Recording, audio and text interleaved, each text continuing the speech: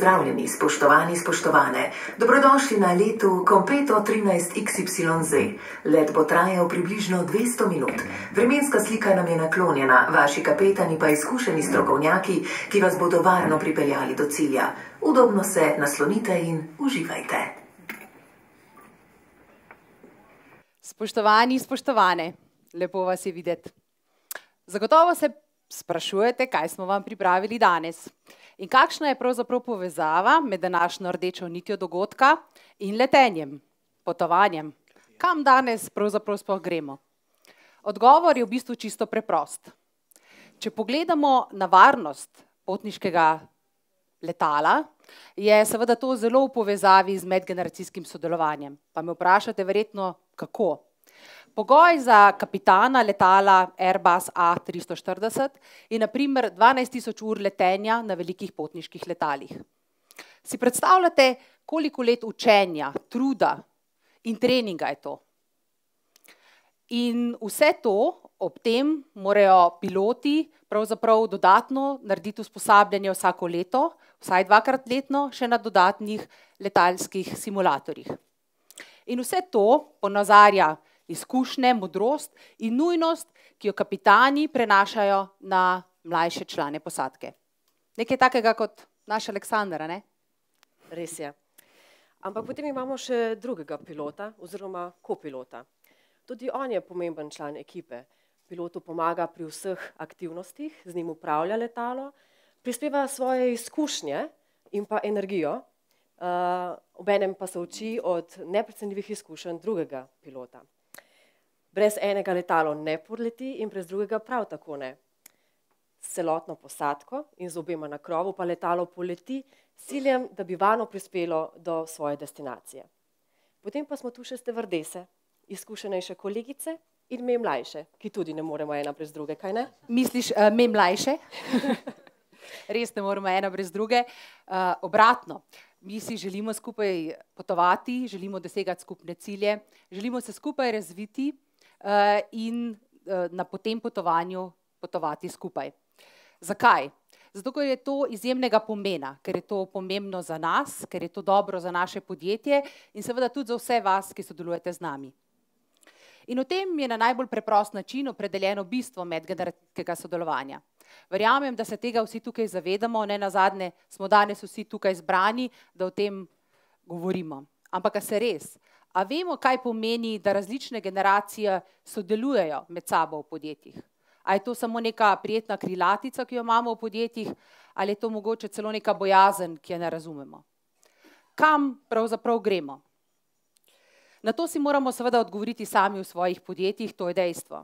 Ampak če imamo orodja, če imamo namige s kom, zakaj in kako, je seveda mnogo lažje.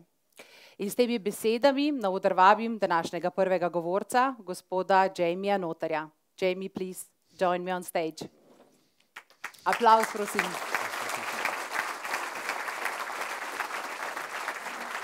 Welcome aboard. Thank you, thank you. Jammie, can we say that we are generations? Yes. Yes? Yes. There are definitely different generations. It's not a myth. People think that they don't exist. They do. And we'll talk more about that today. Okay. Before you start, maybe a question. Sure. Are you the captain or the co-pilot of your journey? Well, I actually, with this headset on, I feel a little bit like the captain. Although I don't have a hat, I'm a little jealous of you guys. If I had to say captain or co-pilot, I would choose co-pilot. Because, and here's a bonus leadership lesson, okay? I'm going to forget who said this. I think it was Sun Tzu, a Chinese philosopher. He said, a bad leader is one that is feared, but a good leader is one that is loved.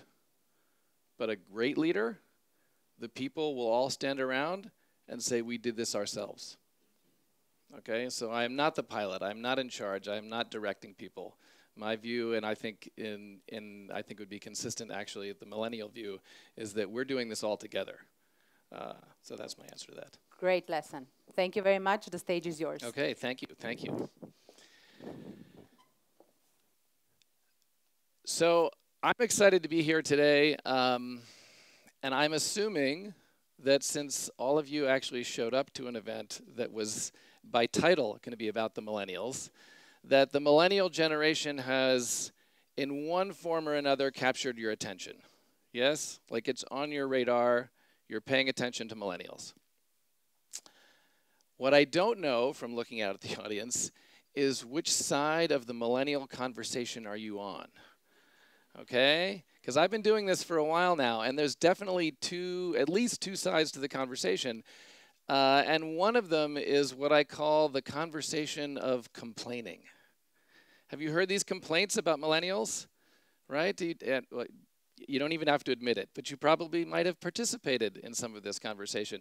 Oh, these darn millennials. They're so, yeah, no, you guys have never had these conversations, I'm sure. They're entitled. Have you heard that one? They're so entitled. It's true, I hear, right? They are impatient, right? We hire them, and 8 seconds later, they want a promotion, right? We hear a lot about the millennials being too informal. Right there, maybe this is a U.S. thing, but and this is a few years ago. But we were very obsessed about the fact that the millennials would show up in the office, in the workplace, wearing flip-flops, like wearing sandals, right? And they're like, "Oh my God, we couldn't believe that they would do this." And these days, actually, in the U.S., I don't know if you know this one, but we don't obsess about the flip-flops anymore. With the millennials, but what we obsess about, and by we I mean the old people like me, we obsess about the fact that when they were children, they all got trophies in their sporting events, even when they lost. Like just for participating, they get a trophy. Oh, that makes old people so mad in the United States. They can't stand it because we feel like we're spoiling them.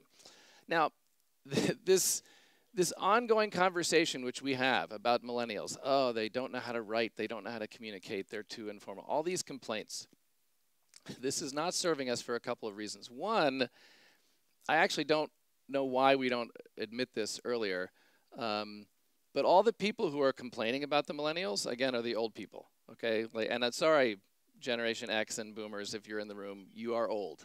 I think we should just own it. We're old now. What I don't understand is why do we not remember when this happened to us, right? This happens every 20 years. Every 20 years, a new generation hits the workforce, and we all freak out about it. And we all say it's the end of the world, and we can't believe it. When Generation X, that's my generation, when we came on the scene, this is maybe the early 90s, I don't know if you remember this, we were described as cynical slackers. Right? We didn't care about anything or anybody. We listened to grunge music and no one understood it. And they said, "Oh, you're going to ruin everything." And then baby boomers. I don't know if we have any baby boomers in the room. That's the generation before Generation X. Boomers, do you not remember the 1960s? Well, okay, maybe you don't remember the 1960s. I'm not going to judge. But in the 1960s, we declared that the baby boomer generation, the long-haired hippies, they were going to ruin everything, right? We do this all the time. I have a great quote. It's what I call a kids these days quote, right? About, oh, the kids these days. It's I won't get it exactly right, but it's they don't respect their elders. They don't know how to communicate well. They have a very bad work ethic. And the quote is from Cicero, okay? So this is not a new thing. We're constantly complaining about the generations, and we're going to do it in a few years when the sort of post-millennial generation starts to show up in the workforce. So it doesn't help in that sense. But more importantly, the conversation around complaining about millennials doesn't help us advance, right? It doesn't help us create a workplace that everyone really enjoys working at. It doesn't help us embrace new ideas and the innovation that millennials are bringing. It doesn't help us move forward. And I think we need to change that conversation, change the conversation from complaining about millennials and move it to one where we're actually a little more curious. Like, here's the truth about the millennial generation. They're doing what we all did. Every generation basically grows up, they come of age during a particular time in history, and whatever's happening around them shapes their approach. It shapes their values. It shapes how they look at the world and how they look at the world of work. And so if we're actually a little more curious about, hey, well, what was shaping the millennials when they came of age? Why are they different? Why do they see the world differently than Gen X or boomers do? We could learn a lot. You still may not agree with everything the millennials do, but if we were more curious about what shaped them, I think we would be able to change the conversation to one where we could actually move our cultures forward and move our organizations forward in a way that makes sense in this millennial era. So I'm going to talk today about what I've identified and Maddie Grant and I identified in our book, the research that shaped the millennials as they were growing up, okay? And there's 4 trends or forces or dynamics that I've identified. I'm going to talk about each one individually, but it's the internet, abundance, diversity, and then a phrase that we came up with, the elevated status of children. Okay, so let me talk about each one. I'll give you some examples and talk about how it shows up in the workplace. The first trend that shaped the millennials is the internet. Please tell me you are not surprised by this. Okay, like the internet, it's a big deal. Okay, we know that it's a big thing, and the millennials grew up with the internet at their disposal. And again, I'm not gonna, it's not polite to ask people how old they are, so I'm not gonna really make it, have anyone admit which generation they're in today. But those of you who are of my generation, Generation X, or baby boomers who are older, let me ask you a question about the internet. So, and I'll admit that I do this, but when you are like in the office and you're Googling something, right? You're looking something up on Google, do you still think it's kind of cool? Right? Like you're typing in what you're searching for, and then Google knows what you want to see. And I'm like, how did you know I was looking for that, right? And then you hit enter, and then you get 1 million results in 0.1 seconds, and they're all right. It's exactly what you wanted to find. And you're thinking to yourself, that's amazing. Like, isn't that incredible, right? I still feel that way to this day. Every now and then I'm like, wow, what an amazing tool. So here's the deal. Millennials do not think that's amazing. They think it's normal. They've been doing that their whole lives. It's not remarkable. The millennials grew up having instant access to every piece of information known to humankind whenever they want, wherever they want. Okay?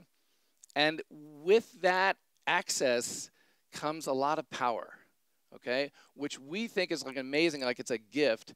By the way, for old folks in the room, do you still have conversations about how amazing a long-distance call is, right? Are you doing that like, oh, I talked to someone in Italy the other day. It was just like they were right next to me. No, that's normal to us, right? A few generations ago, that would have been incredible, right? So the millennials, they have the internet. They expect that kind of power. We talk a lot about millennials feeling entitled. The entitled piece, it's not entitled if you had it all your life. You know what I mean? If you had access to that information, if you keep demanding it, it's because you had it before.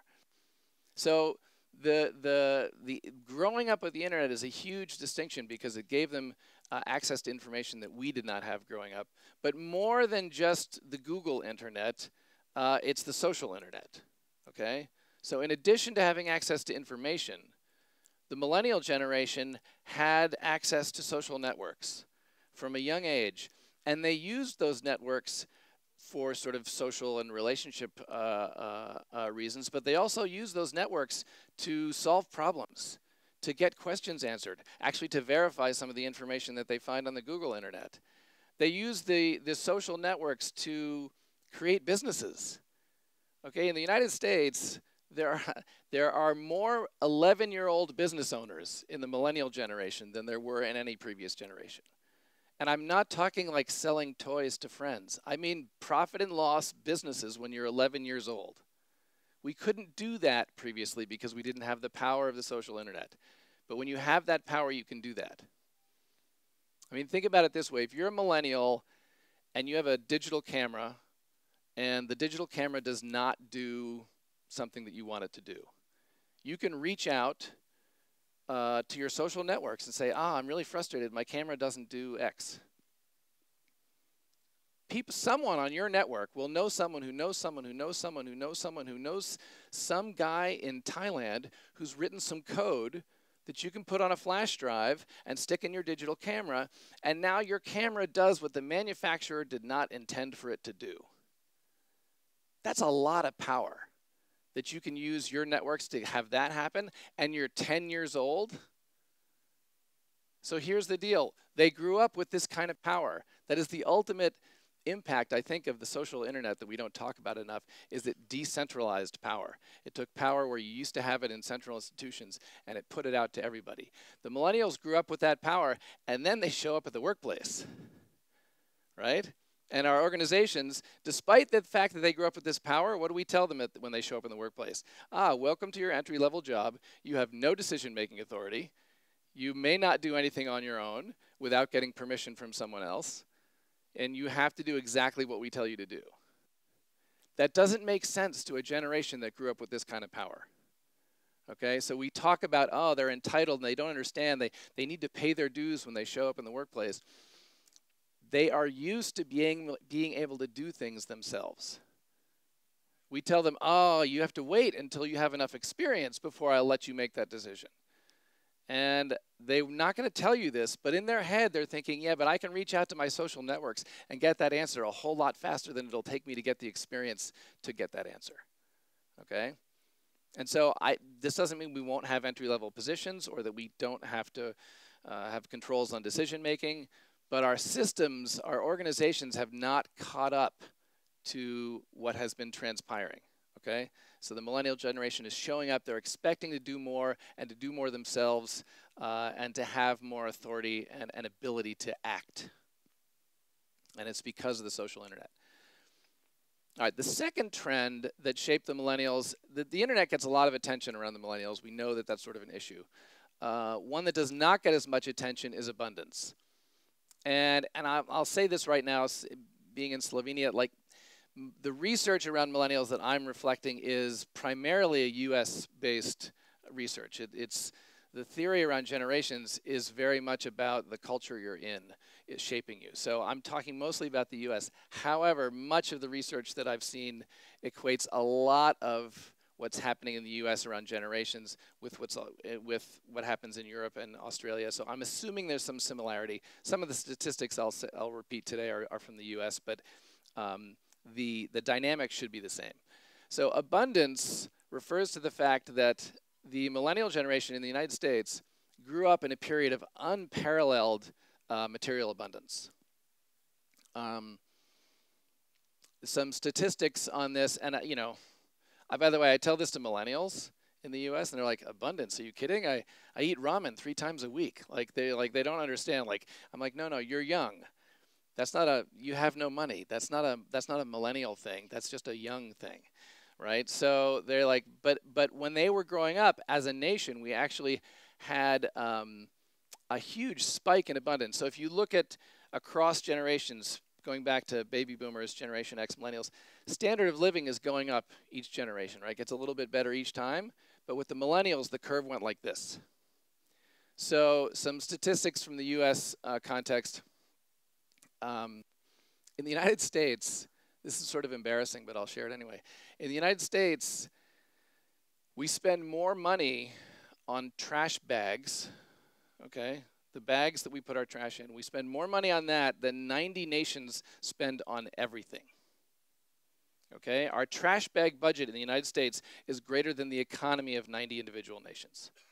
Okay? Granted, there's some small nations out there, but that's still a lot of trash bags.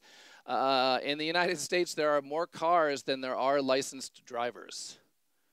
So if you line everybody up who has a driver's license, they should have more than one car to choose from. I think it's something like 80 cars per 100 people in the United States. In comparison, by the way, it's 9 cars per 1,000 people in India. Okay, and then my favorite statistic that I forgot to ask about this before to see if you guys have this issue. My favorite statistic around abundance comes from the self-storage industry in the United States. Do you have self-storage here at all? I didn't ask. Not really? Okay. So you're aware of self-storage, though, as an issue. Okay. So in the United States, we have self-storage. But just to put it in historical context, this industry did not exist during the Great Depression. Okay? We had a lot of problems back then. But having so much stuff, we can't fit it into our houses was not one of them. Okay, but today we have, and by the way, today our living spaces are on average greater than they ever have been. So it's not like we all went small and needed to put stuff in storage. We have big houses, big apartments, but we have so much stuff that we can't fit it into our houses. So we build little stuff houses, right? And we put our stuff in the houses. You know how much we spend every year on this in the United States? $24 billion a year on the self-storage industry. And 8 years ago, it was 17 billion. Like, this is a growth industry. I know someone who works in the franchise world in the United States. He's a consultant. And he knows a guy in Houston, Texas. He was the #1 lawyer at the #1 law firm in Houston, Texas. And he quit his job to buy some self-storage franchises because he wanted to make some real money. Okay? And you take this abundance, this material abundance, and you combine it with the abundance of the internet, right? The abundance of information and access to information. You put those two things together. This is what the millennial generation was growing up with. That means when they show up in the workplace, they are expecting resources to be there, okay? They're expecting the equipment to work. This may be a shock. They're expecting their laptop to have all 4 arrow keys. Okay, they want they want their software to be current. If it's not working, they will say to you, "Why have you not fixed it yet?" Now I'll tell you what the answer is. The old people will say about the millennials, "Oh, by the way, there's something you need to understand. It's called a budget." Okay? We actually have limited resources. We can't just spend money on everything, and you don't understand that. And I think the millennials do understand that. What they don't understand is, why haven't you changed the budget? Why haven't you shifted it? If you realize that for me to get my job done, I need equipment that works and software that's current, why haven't you stopped spending money on something else and moved that money over here to do this? Why aren't you faster about this? Why aren't you solving the problem immediately? Because they have had that experience their whole lives. Things have been shifted immediately. You've been able to take something from here and put it there, and you've had stuff that works. And so, again, we label this as entitled, but when you grow up in an environment with this kind of abundance, you're going to expect resources to be there. The third trend that shaped the millennials is diversity. This one also does not get as much attention in the conversation around millennials. And in the US context, a lot of this is around, it's sort of the same dynamic that happened with abundance. Like in previous generations, in terms of visible difference in society, right, in our institutions, our organizations, in the media, you go back to the baby boom generation. Before the baby boom was the silent generation. Not a lot of difference that was visible, okay? But with each generation, we moved the needle a little bit. Generation X, a little more diversity, it was visible. But by the time we got to the millennials, it goes like this again. I mean, a picture like this that I got randomly off the internet, I don't even know what it is from, but it could be from a city council meeting or a school meeting or something. When I was growing up, they didn't look like this in the United States. We didn't have meetings like this. Now it's much more visible. It's much more present. We still have a long way to go in sort of managing our issues around diversity in the United States, I can say, but there's more visible difference, and I think millennials, when they show up in the workplace, if they don't see difference, they kind of scratch their heads about it. They're not understanding why everyone would be sort of the same. There's just a story to illustrate this. So I'm from Washington, D.C., and so there's a lot of politicians and not even the politicians, but the people that work for the federal government are in D.C., obviously. And I heard someone speak at an event who worked for the U.S. State Department. And she was telling a story of when, this is several years ago, but when a man named John Kerry was being sworn in as Secretary of State, okay? It's during the Obama administration. So she's in that department. So when he was being sworn in, it was on TV, and she had the TV on in her kitchen, right? So here's this man, John Kerry. He was a former senator. He ran for president. He's now being sworn in as Secretary of State. For the rest of us, it's a really boring event, but for her, it was exciting because this is her boss. And so she's got it on in the kitchen, and her daughter, a millennial daughter, comes into the room and sees this guy on the TV and says, "Oh, who's this man?" And the mom's like, "Oh, well, that's John Kerry. He's being sworn in as Secretary of State." The daughter, maybe early teens, she sees that, she hears that, and she says, "Wait a minute, a man can be Secretary of State?" In her world, she had only known women holding that position. Now think about that for a minute. She had only known women holding that cabinet position.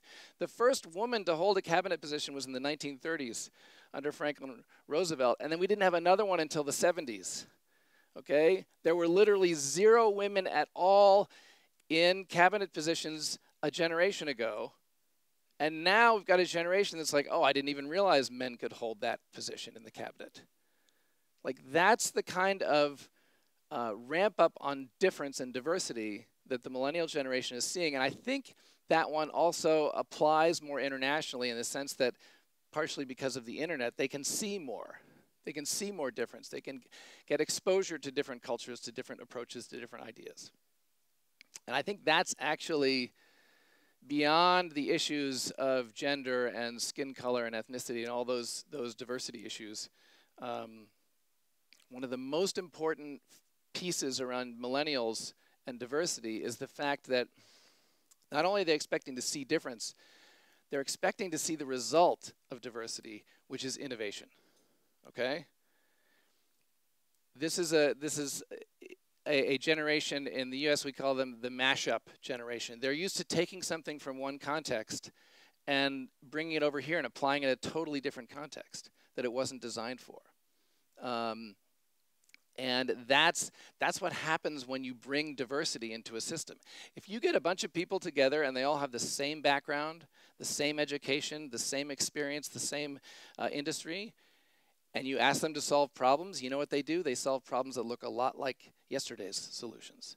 But when you bring people who have different backgrounds, different expectations, different approaches, different levels, you bring them together and they come up with new solutions, innovations, new ideas. And millennials are expecting that. They show up in the workplace and they are expecting things to change. They're expecting them to change rapidly. Like, it's like you've got this millennial employee comes into the office, she walks in, and you're her boss. She's like, "Hey, I was just in the hallway with my friend, and who's in the marketing department, and we were talking, and they do their team meetings. They do them very differently, and it sounded pretty cool. Maybe we should do that here in our team." And almost inevitably, when the millennial brings that suggestion, they get the, whoa, no, we can't do that. That's marketing. They're crazy over there in marketing, right? Or whatever department it is. Or they don't get it. They don't do what we do, so we have to do our meetings the way we do them. And the millennial's like, "Okay, well, by the way, why do we do the meetings the way we do them?" And you know what the answer is? Because we've always done it that way. It's a very common answer. We've been doing it this way a long time. Yeah, we tried it a different way back in 1983 and it didn't work. So we've always been doing it this way. Folks, to a millennial, if you've always been doing it that way, it should be #1 on the list of things you should be innovating. Okay? If it's that old, how can it still work?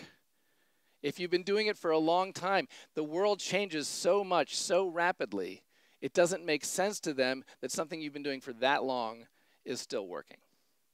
Now, by the way, that doesn't mean you have to change everything all the time. You can still keep some things the way they are. The challenge, by the way, is to explain why. Someone asked me yesterday, like, well, how do I deal with sort of millennials? Like, they're always asking for change, and like, how do I manage that? Because I can't change everything. I'm like, here's the deal. Explain why you do it that way. And you can't give them, "We've always done it that way" answer. You have to say, "We have our meetings like this because when we do it that way, we have this success. We achieve this result faster than when we do it another way." If they see the why, they're not going to keep asking to change it. But you have to be able to explain that. And I think the diversity piece, I put mashup. The diversity piece is the reason that they're expecting that. And we have to adapt. We have to adapt our systems to that. We haven't done a good job of doing that. All right, the last trend that is shaping the millennials is what we call the elevated status of children. They're the trophies that I was talking about before. this conversation, or this trend that shapes the millennials is a dangerous one to talk about because we can very easily slide into that conversation of complaining because it's about when the millennials were children, we spoiled them. We coddled them. We did everything for them. We cut their meat for them. It's like we took care of them too much, and so now they're not independent. They don't know how to do things on their own, which I don't think is true. What happened, we did actually pay more attention to them, particularly in the United States. Generation X, before the millennials, my generation, we were completely ignored as children. We were. We're okay with that, though. We really don't care. But the millennials, we sort of turned that around and said, okay, we're going to focus on the children. But it wasn't just, again, that spoiling and coddling attention. It was about actually raising their status in society, right? If you think about, so I talked to some people yesterday, they had similar experiences here, so I think this one works cross-culturally. But when I was growing up as a kid in the 1970s, if you had adults and kids together in the same room, like at a neighborhood party or something, you know what was happening? The adults were talking to the adults, right? And they didn't even acknowledge that we were in the room, I think. I said, I'm surprised we weren't stepped on more as children, because they didn't see us at all. They're up here, they're talking about business, they're talking about politics, they're talking about war, whatever it is. And we all get bored and run off in the other room and play, right? Now flash forward to when, so my kids are now 24, 21, and 19. So if you go back a few years when they were smaller, they're younger millennials. When they were growing up, if we had adults and kids in the same room, very different situation. First of all, the adults are talking to the children, and we're addressing them on a first-name basis, and we're solving their problems, and we're negotiating with them, and I know it sounds odd, we're treating them as if they were little human beings, because they are little human beings, actually. And so we have elevated their status. It used to be they got it completely ignored. Now we're treating them with some more respect. We're actually working with them one-on-one. And eventually the kids still get bored and they run off in the other room and play. So now we have just adults in the room. What's happening? We're still talking about the kids. We're talking about schools. We're talking about how long it takes to drive them places. We're talking a lot about referees at the kids' sporting events. Does that happen here? My goodness. In the United States, that's a crisis, apparently, if you talk to parents. We talk about their world, and they're in the next room, but they hear this. They know that we are in their world. And so a lot of people say, oh, well, this is a problem, because particularly in organizations, because now they show up, and back to the entitled thing, they expect to have more authority. They don't understand the hierarchy. They don't understand the rules, right? And I don't think that's true. I think millennials understand hierarchy. They understand power imbalance or power differences. But what they're expecting is to have access. Access and influence on people who have more power than them. Because they grew up with that. They always had access and influence to the adults that had more power than they did. And so they're showing up in the workplace and they're expecting the same thing. I did some work at a healthcare company in Florida, and a manager literally told this story. He said he was walking down the hall with his entry-level, brand-new millennial employee, right? And they're walking down the hall, and down the hall in the other direction comes, a senior global VP for something, like someone very high up in the organization, right? And the manager was telling the story, and he said, yeah, my entry-level employee stopped the manager, this senior VP, and asked her a question. He was like dripping with outrage, He was like, could you believe this? And I wasn't there, but I can imagine people like at the filing cabinets like spilling their coffee. Like, what? You can't do that. You can't just ask the senior global VP a question. You email the scheduler, right? The scheduler will evaluate your importance, and then the scheduler will decide when you get to talk to the senior VP, which is sometime between 2 and 29 weeks from now, right? That's just what you do. Those are the rules. Everyone has to follow the rules. And again, I wasn't there, but the millennial response to that would be something along the lines of, yeah, but I had a question, and she had an answer, and we were in the same room. Why would we not have that conversation? Why would I not have access and influence to someone who has more power than me. It doesn't mean that the millennial expects to get his or her way the whole time. It's not that I'm telling the senior VP what to do, but I would have that access. And I think that comes from the elevated status of children. And again, our organizational systems haven't adapted to the reality and what they've experienced growing up. So here's an example, by the way. I'll be curious to hear your reaction on this. This is an example for me of the elevated status of children because it is played out in how the millennials view time. And I heard this presentation once that was talking about multiple generations. So if you go back to the Generation X is before millennials, and then baby boomers is before that, and before that is the silent generation.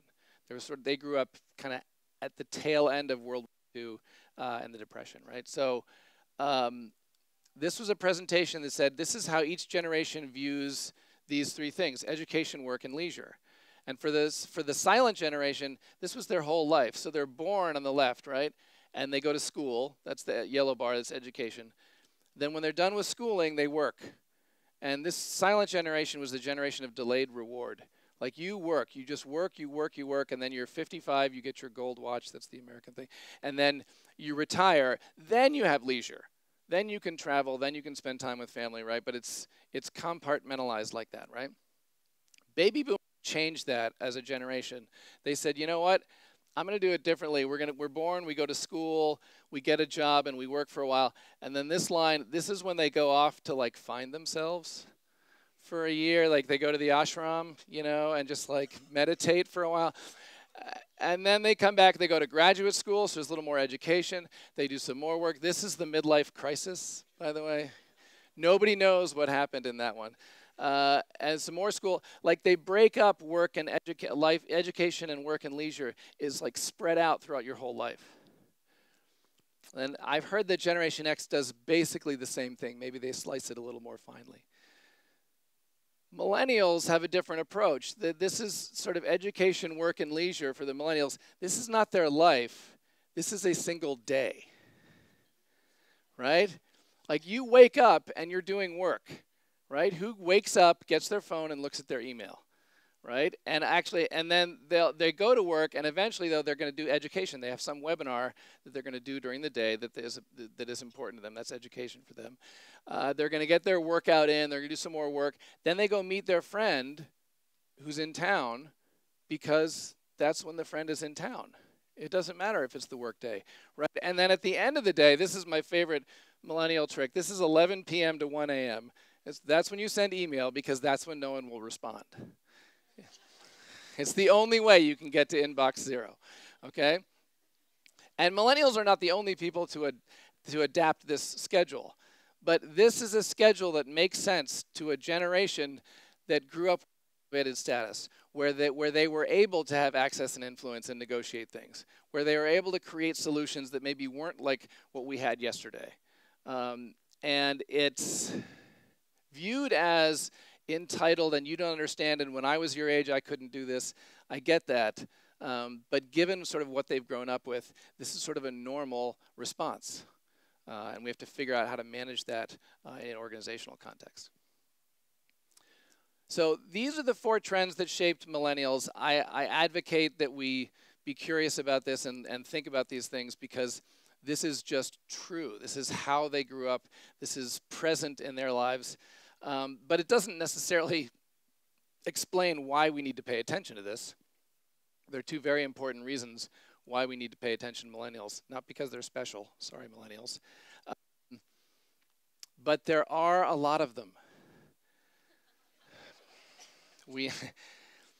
In the United States, we were having this conversation earlier. There's about 2 million people in Slovenia, I'm told, right? There's 100 million millennials in the United States. And if you think that that's a big number, right after our book came out, I did a keynote in India at a human resources conference. You know how many millennials there are in India? 450 million. Almost half of the Indian population is under the age of 35. And so any generation that is that big is going to have a big impact. Okay? So whether you like millennials or not, you should be paying attention to them, because in the United States already, the millennials are the largest segment of the workforce. And they're still not all in the workforce. So there's more millennials than boomers, there's more millennials than Generation X. And that number is never going to, well, not never, it's not going to change for the next several decades. So that demographic fact alone says we should really pay attention to this generation and understand them. But the other reason is actually the reason why Maddie and I wrote the book, When Millennials Take Over. So, by the way, the book is actually called When Millennials Take Over. If there are those of you in the room that are not millennials and that scares you, I'm afraid that was intentional.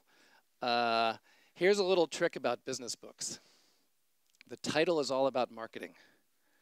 And we titled it When Millennials Take Over to scare old people into buying the book. I'm just being transparent on here. But the millennials, and for millennials in the room who are all excited about taking over, sorry, you don't actually get to take over. It's always a team game. But the reason we wrote the book and the reason we focus it on millennials is we see that there's actually a really big transition happening in leadership and management right now. Okay? Management was invented about 100 years ago, a little more than 100 years ago when we hit this sort of industrial era.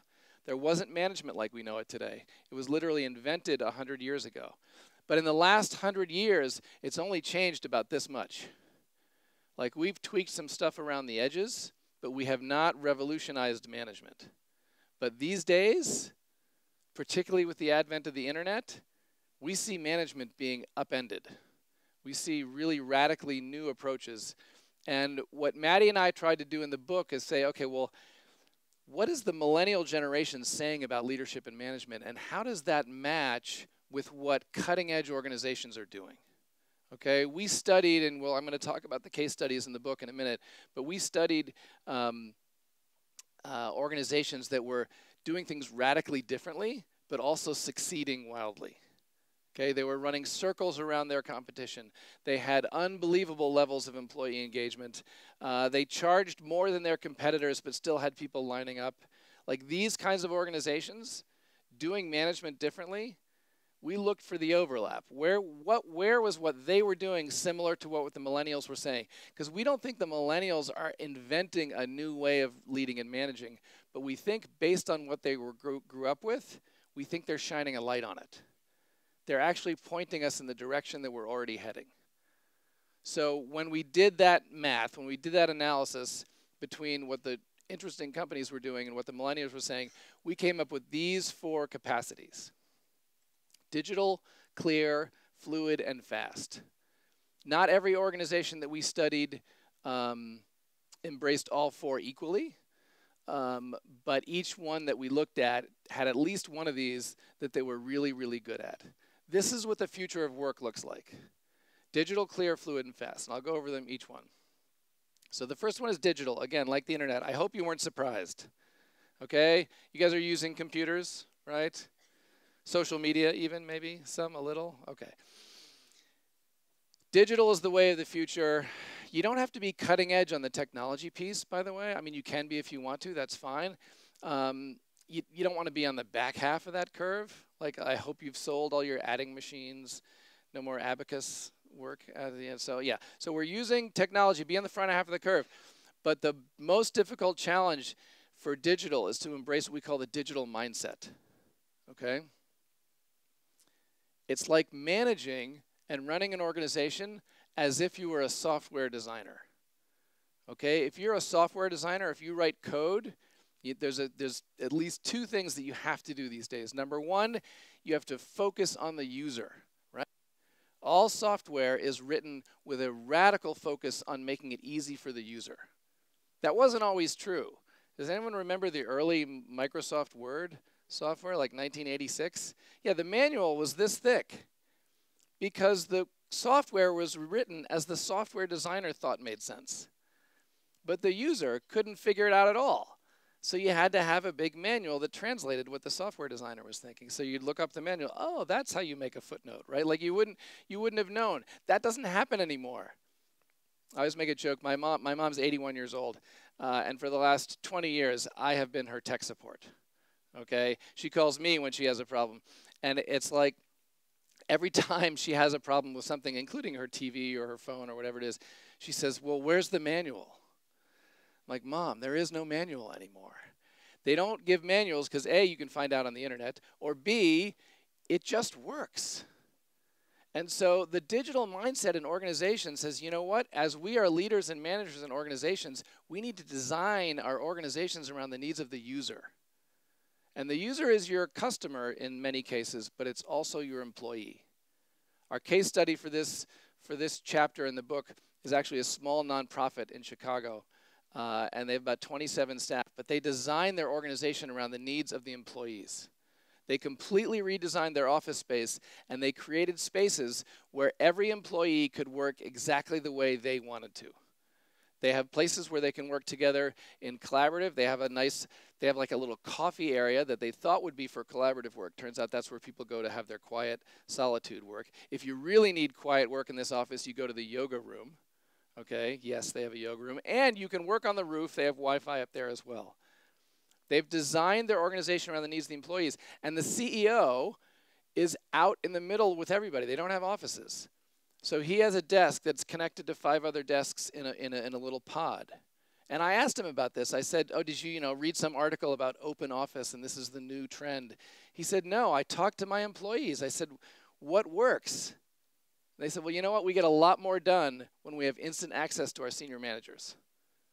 Even having to go over to their office and wondering whether I can go in and whether they're on a call, if I can see them and they're right there, we get more work done. He said, if it works for you, that's what we're going to do. Okay?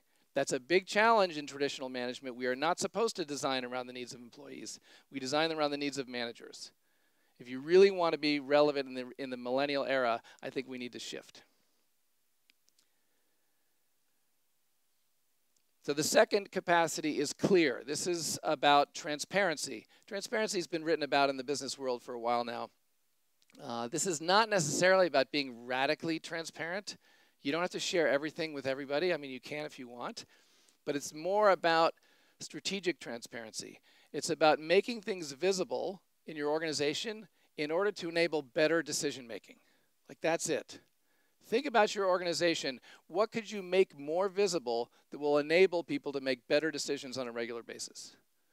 So our case study for this chapter is a software company in Michigan, and they're about 50 people. They are really about transparency in a big way. But one of the things they do is they put their entire project management system up on the wall. So they're a software company. You think they'd have this like online or something, right? But they don't. They use paper and tape and yarn and little sticky colored dots, okay? They put up on the wall what everyone is working on that week.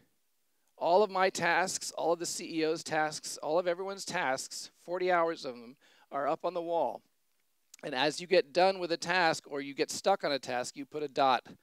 So I don't know their whole system. They have 4 colors, but they mean something internally. So what happens is, at any point during the week, I look up on the wall. I can see where everyone is on their work.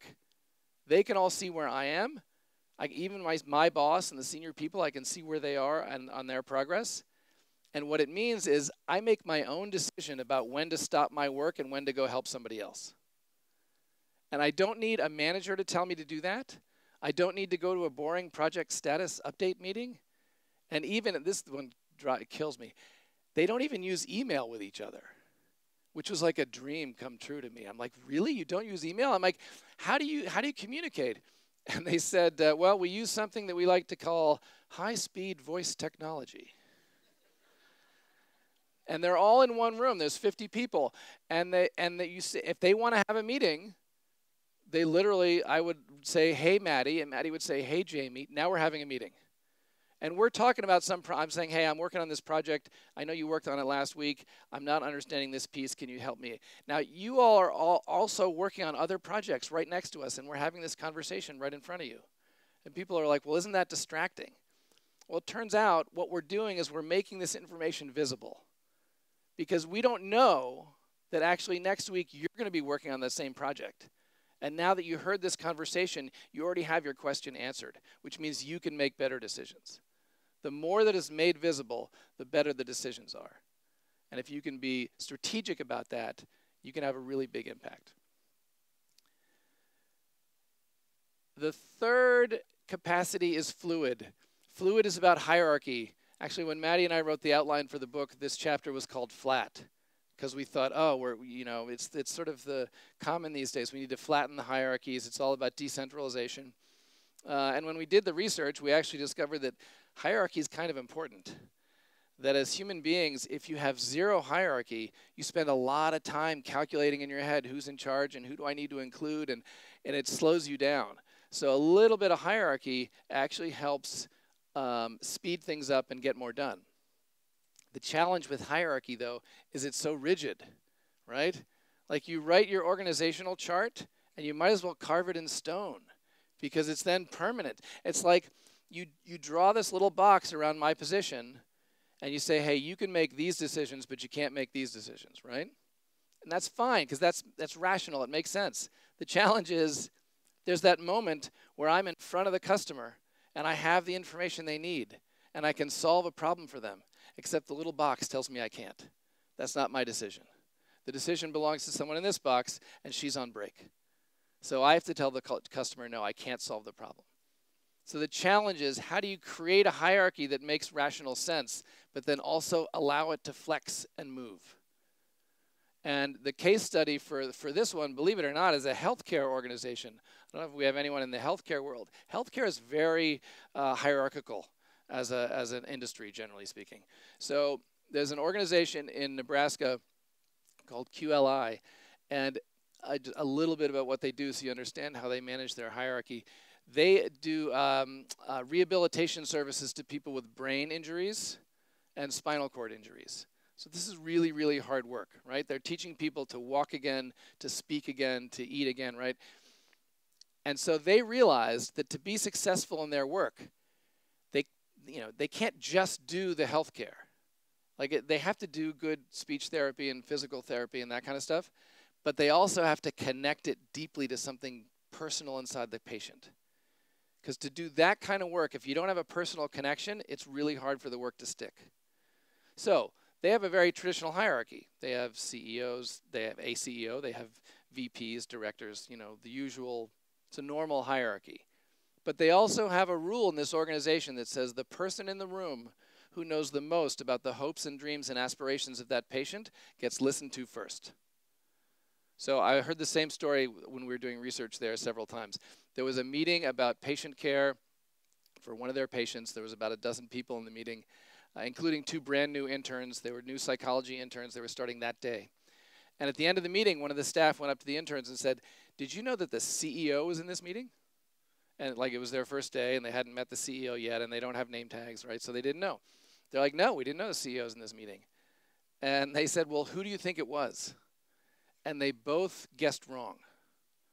So I don't know how it is in your organizations, but in most organizations, there's a civilian version of the military, tin hut that happens, right? Like the CEO walks in the room, and you're like, oh, the CEO has joined us, or what do you think, Mary? We defer to them. We make it clear, but not in this organization. In that organization, the person who drove that meeting was the night watchman, because the night watchman gets to hear the nightmares.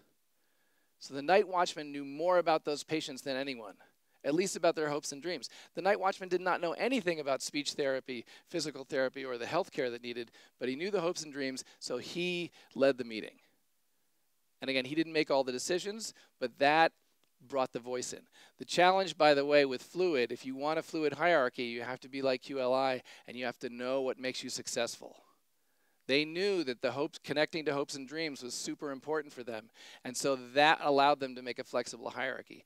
But if you can't name that, if you can't describe in really great detail what's the difference between really good success and mediocre performance, then you're going to have a tough time with that. And then the last capacity is fast. In this day and age, we all talk about the pace of change and how we need to be fast and we need to go develop things quicker. I think that's true, but I will say the speed that we're talking about in our book and the case studies is the kind of speed where you sort of shake your head and you're like, how did they do that? How did they move that fast? You're not going to believe this either. The case study for FAST is a bank. Yeah, I don't know if I have any banks in the room. I don't want to insult you, but I'll put it this way. It's not my bank. My bank is as slow as molasses. Like, but this bank, actually, the CEO told me this story. He got a phone call from a friend of his. It's a bank in Texas, and it's called Happy State Bank. I'm not even kidding on this one. It's named Happy State Bank because there's a town in Texas called Happy, Texas. And they have a sign outside the town that says, Happy Texas, the town without a frown. Can you believe that? I hope it translates. But like, wow. Okay, so they're tiny. They're a big bank now, but they come from a tiny town. They give their loan decisions twice as fast as their competitors without having any increased risk. So their bad loan rate is the same as their competitors, but they make their decisions twice as fast. Twice as fast. But the CEO told me the story where someone called him up and said, hey, I was just in Plainview, Texas the other day. You guys don't have a branch there. I think you could, I think they could really use your services. You should open a branch in this town. 4 days later, they were serving customers. Okay? And this is in a regulated industry, right? So how do they move that fast? You're not going to like my answer. If you want this kind of speed, you want to get that kind of speed, you know what you have to do? You have to give up control. Okay? And it's not, managers don't like that answer. They don't like me to tell them to give up control. But there was a race car driver. This is more from my generation, but Mario Andretti. Anyone remember Mario Andretti? He has a great quote. He says, if everything appears to be under control, you're just not going fast enough.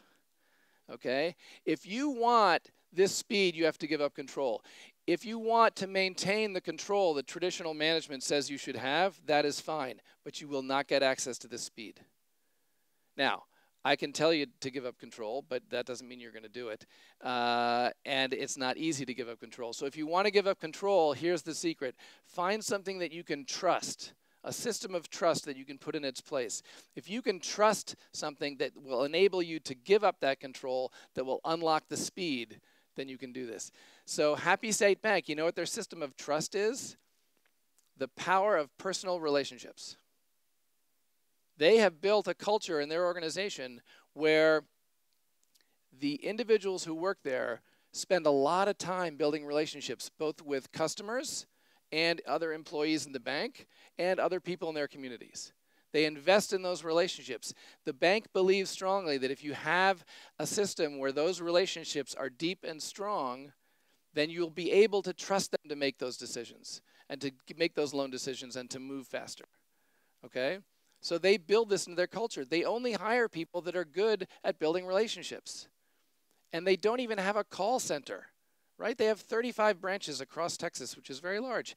And so you'd think they would have a call center where people can answer questions. It's the efficient thing to do, right? Not for this bank. If I call the bank, I get routed to a person in my branch in my town.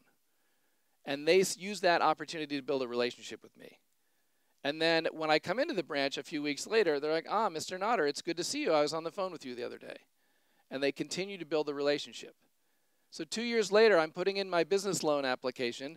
They know me so well. They know my business so well. They know the community so well that when the loan application comes in, they're able to say things like, oh, Mr. Notter, I know your business does these things and you didn't include that information. That would be useful. Or you didn't include this data over here. That would probably help. I take the same loan application. I go across the street to the big bank. They send it off to New York. New York reviews it, sends it back. They actually want the same information. They want the same information, the same data. But it took them twice as long to do that. Both banks give me the exact same decision, but this one does it twice as fast. And it's because they invested in the relationships.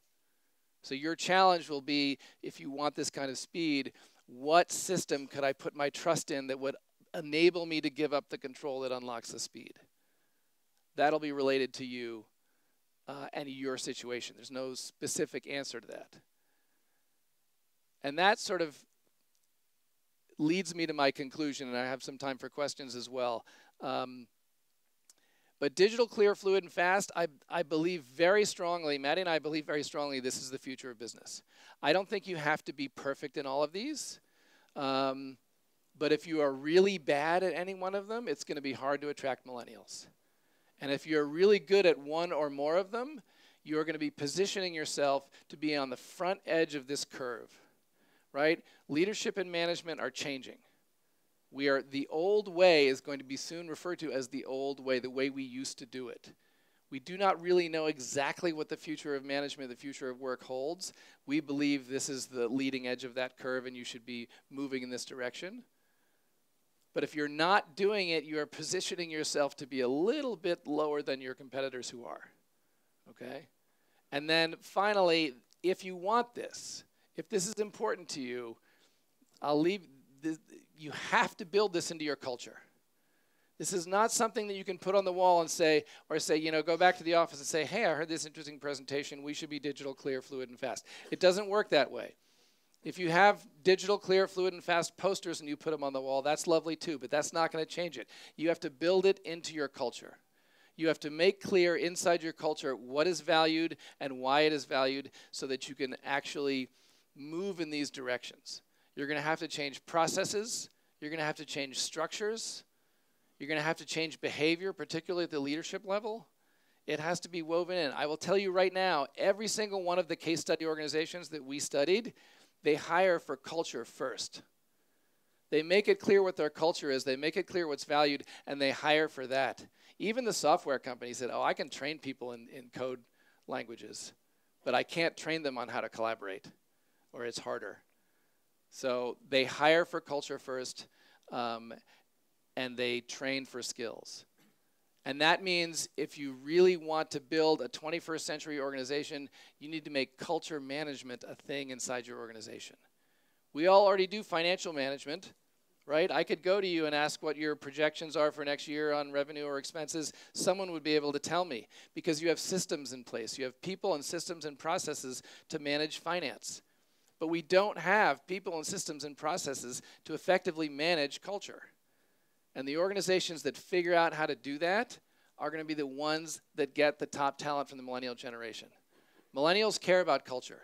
77% in a survey that I saw, 77% said culture is as or more important than pay and benefits when considering a job. That, by the way, I think comes from the abundance piece, right? They're looking for higher order needs. It's not enough just to have a job. I want a job that has meaning to me. I want a job where your values match with my values, which means that all has to be explicit and clear and consistent. So figuring out how to do culture management, how to measure your culture, set priorities for it, and then change it on a regular basis, just like you do with finance, the organizations that figure out how to do that are going to be the ones that stay ahead.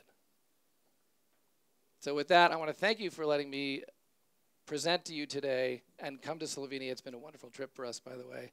And I am here for questions as well, but thank you. Thank you, Jammie.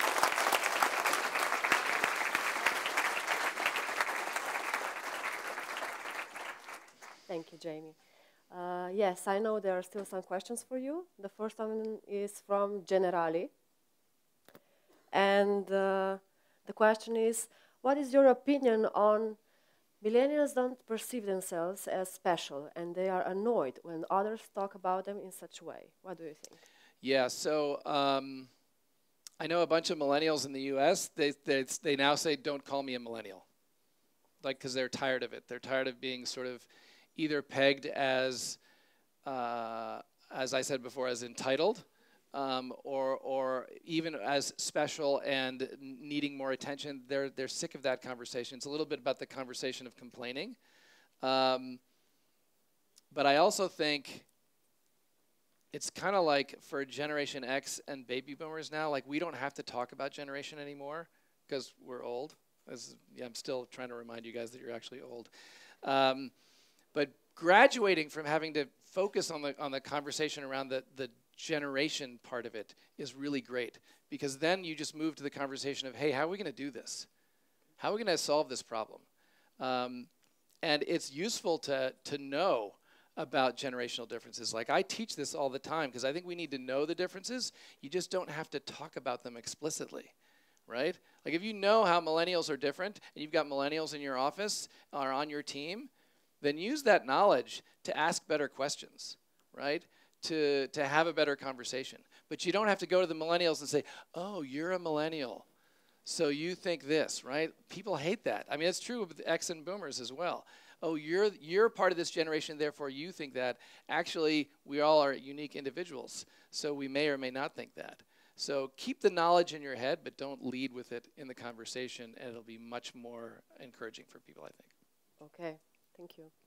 And the other one is from Luna. How to obtain a good company culture for all generations, generation Y, Z, and X? Should we think about different projects or just focus on activities that will cover as many as possible? Yeah, on this one, there's a course that I've done that talks about all the generations in the workplace and how to manage it. And one of the exercises that that I do in that is pushing people in organizations to create like processes that work for every generation. And a process I actually think is a great place to play with this. Like the story I told earlier of the millennial coming in and saying, hey, this other department does staff meetings or team meetings in a different way, we should try it. Well, whether they tell you that or not, I would invite you, look at your team meetings. How do you do your team meetings? Does the person on top always facilitate the team meeting? Do they set the agenda? Because you could actually create a meeting where other people did that on a rotating basis, which would make a lot more sense to millennials. Or my favorite one with the millennials, they're like, we come to these team meetings and we go around the circle and everyone reports on what they've done the last week. Like, why don't you put that online? Why are you wasting my time telling me stuff that I could have read about before at the meeting? Like, there's so many opportunities to change processes, and if you look at them in a way, well, how would this make sense? How do we create a process that makes sense for boomers and for Xers and for millennials? And again, you don't have to name it as, like, you don't want a separate meeting for the millennials. You want processes that work for everyone. But that means you got to reinvent a lot of processes, because most of our processes were invented in a previous era, and they make less sense today. But I would focus it on making it work for everyone. Right, thank you so much. Maybe one more applause for him. Oh, thank you very much. He'll be around if you want to talk to him later. Yes, Thank you. Thanks a lot. Thank you. So the key is about culture and development, right? So, dear guests, if you think about it, it's actually quite a simple notion. We just need to put our energy towards mutual cooperation and working together. We just need each other. V medgeneracijskem sodelovanju se prepletata zaupanje in učenje. Kaj še dela najboljše? Poglejmo.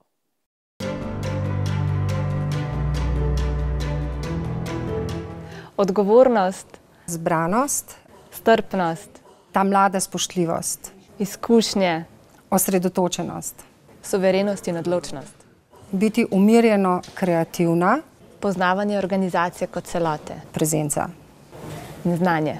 delati več stvari hkrati, V ljudeh spodbuja dobro in najboljše. kako zna zaključiti naloge. Ona je zaključevalka. Hvala ti. Hvala tebi.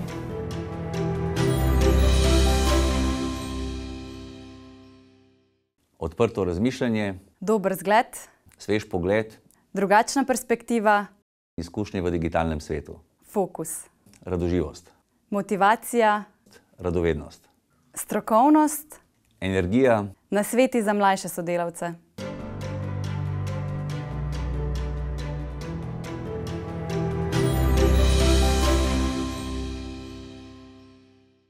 Vztrajnost, pripadnost, potrpežljivost, optimizem, life-work balance, tehnološko znanje, neformalne veščine, energija, strokovnost, pozitivizem, širok pogled.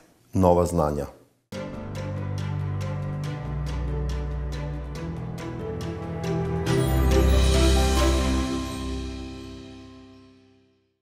Odgovornost, premišljenost, zagnanost, umirjenost v vsaki situaciji, nekonvencionalnost razmišljanja, biti vsak dan boljša, skrb za detajle, boljše argumente in boljši avto. reševanje problemov.